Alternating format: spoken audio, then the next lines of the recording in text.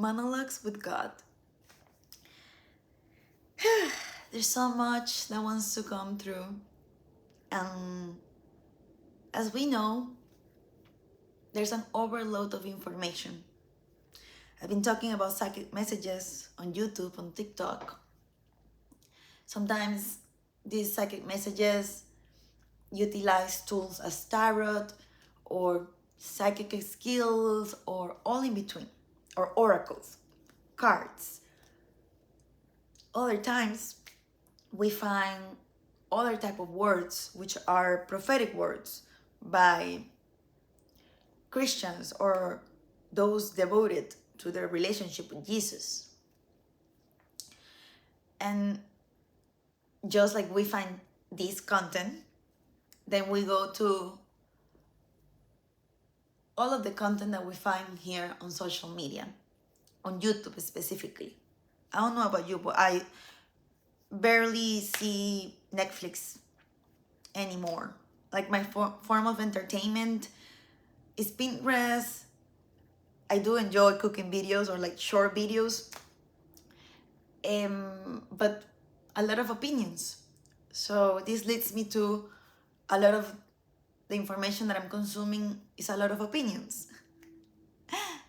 And a lot of the videos that are created from the culture at hand. We see this so deeply on TikTok, especially on TikTok, when our heated rivalry, the TV show from HBO, everybody was talking about it. When a celebrity goes through a breakup, everybody talks about it. When somebody gets in a conflict with another, everybody talks about it. So that confirms the idea of overconsumption and our relationship with one another, and then the awakening of us human to our power and embodying that power, giving our opinions and showing who we really are, embracing our differences and not caring about what anybody will say if we go against the grain with our opinions. And in the light of God,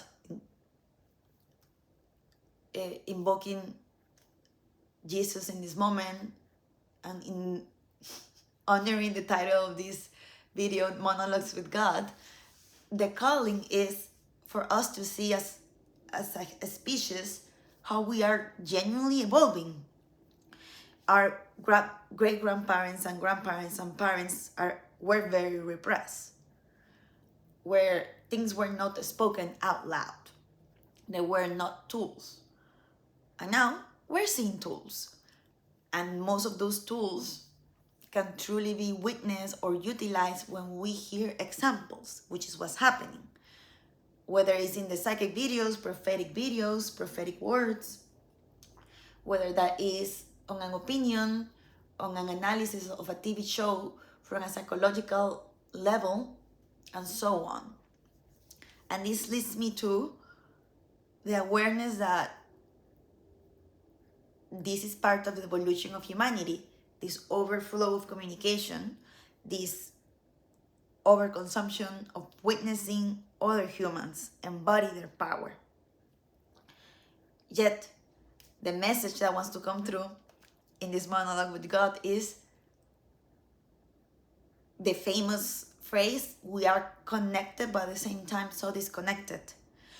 We're so excited to finally know who we are that we forget the duality of it all and the importance of genuinely hearing another person and then going beyond criticism. And I can say this right now, but I will forget. I also fall into criticism or in judging or in my own opinion. And it's funny because when we own our own opinion, it's our differentiator. It's a differentiating element from everyone. And coming from the background that we all come from, parents who were repressed and never went to therapy, this is necessary. And this is needed and asked for. So, The invitation for all of us is to dance between consuming, pointing, studying others, seeing the culture at hand, versus seeing ourselves, how we react, our own opinions, and discerning for ourselves to find a dance. So the invitation is to find a dance from those two variables, from those two verses, outside with inside, and the dance like a dragon finding its partner and going to the ascension and into the light of God. And the importance of understanding that yes, we're so powerful and yet we're not God. Yes, we can create our life, but how can we really know what's happening culturally? We can pinpoint, we can see trends, we can see patterns, we can call in patterns, we can give our opinion and our take on what's happening culturally, on the wellness industry, on the entertainment industry, on the LGBTQAI2 plus community, and we don't know it all. And are we aware of that line? And that yes, our opinion is important, and yet don't we know that can it hurt my opinion? Do I know that my opinion can hurt another? And at the same time, there are going to be cases where your opinion is a call of your soul, of your heart, of God that you cannot let go of. But the way you pursue it is differently. When you're rooted in your heart and in the humbleness of what it means to be human, in this awakening of consciousness. This leads me to also AI and the hate from minorities and underdogs towards big industries, and how, including me, then how we want to act to have success and use the technology available now to show everyone, oh, you didn't give me an opportunity, let me freaking show you. That comes from such a hurt space. Different to, yes, it sucked, it made me insecure to be rejected by a world that doesn't function for me, and yet I'm gonna take it as the initiation that I needed to create my life, to co-create it with the miracles of God, to allow my gifts to flourish on this earth. And let me use this technology to create something, to anchor something on this earth, and follow the calling that I would have never felt if these companies hired me. So can I see it that way?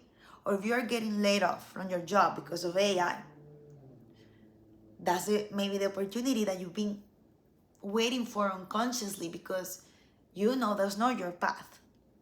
And now, with this, in this age, is literally the age for the artist. Whether you've been successful in your career or not, is the age for artists. And also for double, triple careers. I follow so many nurses and there's an anesthesiologist on TikTok. She's gorgeous. God bless her. What a beautiful soul. I follow an anesthesiology on TikTok. I've seen nurses that are active on social media, and then they have their virtual businesses, their social media presence, their personal brands, and yet they are serving in that way because it's their calling, or that's the path they chose. I think this age is deeply inviting us to pursue all that we are.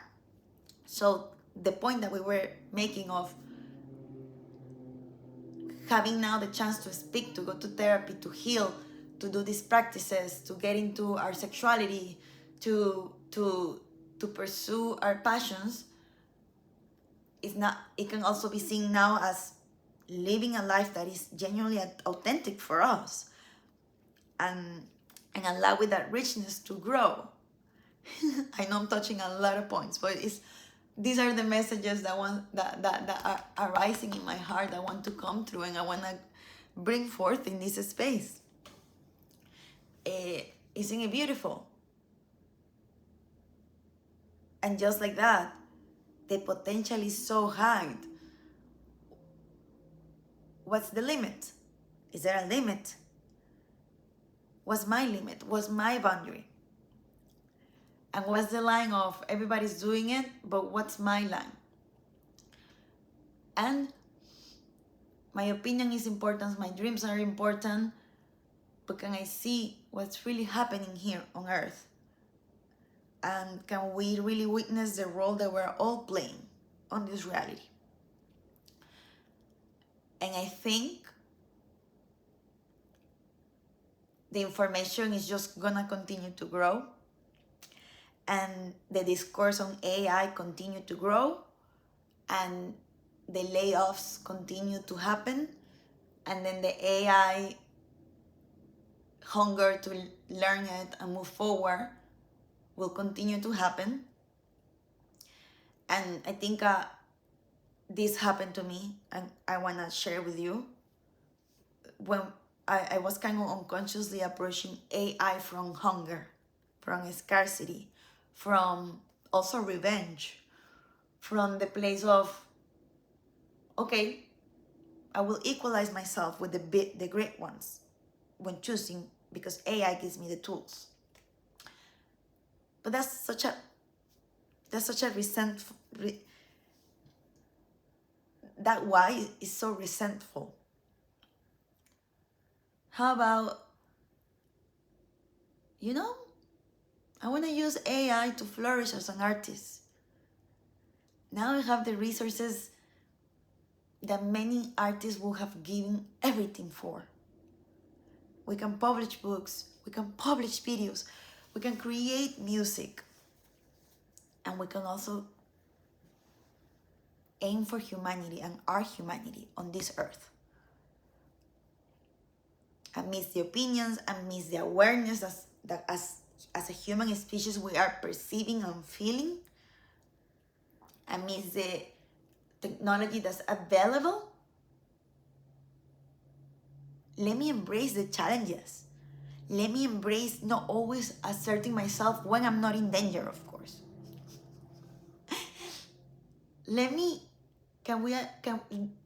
Can I stay on my lane with God with a humble yet powerful heart? There are many books I have read in this, not many books. I read the book of the Sophia Code by Kaya Ra. Was a very important book for me to read on this lifetime. If it's a calling for you, check it out. And also, I don't know about you, but for the first time in my life, I'm kind of understanding what Tony Robbins continues to say about ambition. And take it with a grain of salt, the ambition, right? Maybe his ambition and his passion I don't fully get it, because I have a different ambition and passion in a different way. Because when we're really passionate about something, like me for art, hold me, I'll give it all.